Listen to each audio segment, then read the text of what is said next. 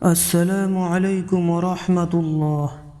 আজকের ভিডিওতে আমরা শিখব শরীর বন্ধ করার অত্যন্ত শক্তিশালী একটি আমল। বিশেষ করে যারা জিন জাদুর চিকিৎসা করেন অথবা কোনো নির্জন স্থানে ভয়ের সম্মুখীন হন, তাদের জন্য এই আমলটি খুবই জরুরি। এই আমলটি করলে আল্লাহ তাআলার রহমতে জিন ও শয়তান আপনার কোনো ক্ষতি করতে সক্ষম হবে না। কখন এই আমলটি করবেন? কবিরাজ বা রাখি যখন জিন জাদুর চিকিৎসা শুরু করবেন, নির্জন কোনো স্থানে ভয় পেলে, রাতে ঘুমানোর আগে নিরাপত্তার জন্য, মনের ভেতর অজানা ভয় কাজ করলে, অথবা জাদুর দ্বারা আক্রান্ত হওয়ার সম্ভাবনা হলে, কোনো কবিরাজ বা হুজুর যখন জিন কিংবা জাদুর চিকিৎসা করতে যান, তখন নিজের নিরাপত্তা নিশ্চিত করা আবশ্যক।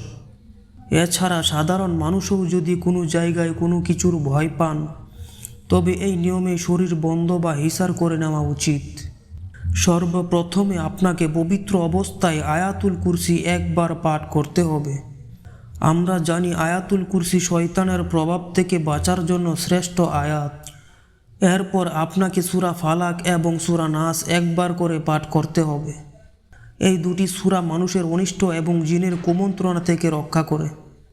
সব শেষে সূরা তাওবার 51 নম্বর আয়াতটি একবার পাঠ করতে হবে।